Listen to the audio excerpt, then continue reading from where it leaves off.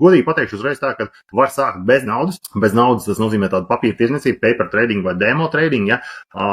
Tāds iespējas ir. Taču jūs paši sapratīsiet, ja jūs sākat bez naudas, ko tad mēs taisamies tur nopelnīt. Tāpēc runājot, teiksim, tādā tiešā atklātā fāzē būtu nepieciešams vismaz, lai jums būtu pieejams kapitāls, kas ir $500.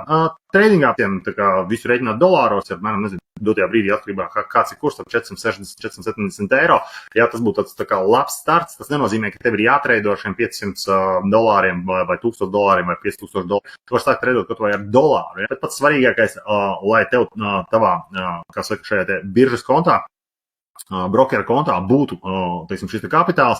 Mums ir daudz pierādījumu tam, kad cilvēki saka, ka pat treidojot ar 1 vai 5 vai $10, kad viņi jūtās komfortabli, zinot, ka viņiem ir šis 500 vai 1000 vai $5000 kapitāls trading kontā pieejams, ja, dod viņiem tikai lielāku pārliecību.